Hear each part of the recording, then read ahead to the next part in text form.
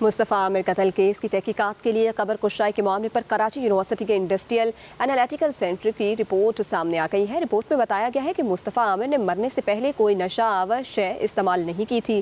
تفصیلات کراچی کی بیورو کی اس رپورٹ میں دیکھیے۔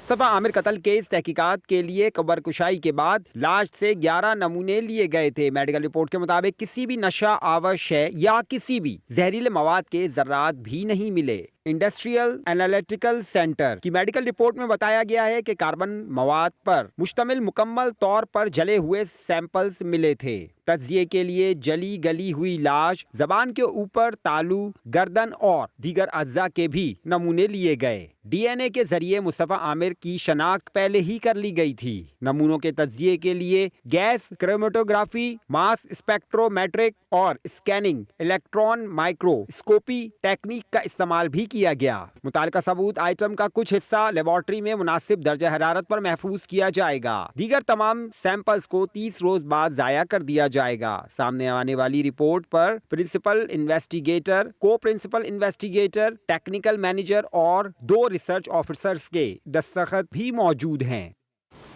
مصطفیٰ عامر قتل کیس کی تحقیقات کے لیے قبر کشائی کے معاملے پر کراچی یونیورسٹی کے انڈسٹریل انالیٹیکل سینٹر کی رپورٹ سامنے آ گئی ہے۔ رپورٹ میں بتایا گیا ہے کہ مصطفیٰ عامر نے مرنے سے پہلے کوئی نشہ آور شے استعمال نہیں کی تھی۔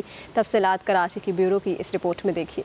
مصطفیٰ عامر قتل کیس تحقیقات کے لیے قبر کشائی کے بعد لاش سے 11 نمونے لیے گئے تھے۔ میڈیکل رپورٹ کے مطابق کسی بھی نشہ آور شے یا کسی بھی زہریلے مواد کے ذرات بھی نہیں ملے۔ انڈسٹریل انالیٹیکل سینٹر کی میڈیکل رپورٹ میں بتایا گیا ہے کہ کاربن مواد پر مشتمل مکمل طور پر جلے ہوئے سیمپلز ملے تھے۔ تجزیے کے لیے جلی گلی ہوئی لاش، زبان کے اوپر تالو، گردن اور دیگر اعضاء کے بھی نمونے لیے گئے۔ ڈی این اے کے ذریعے مصطفیٰ عامر کی شناخت پہلے ہی کر لی گئی تھی۔ نمونوں کے تجزیے کے لیے گیس کرومیٹوگرافی، ماس اسپیکٹرومیٹرک اور اسکیننگ الیکٹران مائکروسکوپی ٹیکنیک کا استعمال بھی کیا گیا۔ متعلقہ ثبوت آئٹم کا کچھ حصہ لیبارٹری میں مناسب درجہ حرارت پر محفوظ کیا جائے گا۔ دیگر تمام سیمپلز کو 30 روز بعد ضائع کر دیا جائے گا۔ سامنے آنے والی رپورٹ پر پرنسپل انویسٹیگیٹر، کو پرنسپل انویسٹیگیٹر، ٹیکنیکل مینیجر اور 2 ریسرچ آفیسرز کے دستخط بھی موجود ہیں۔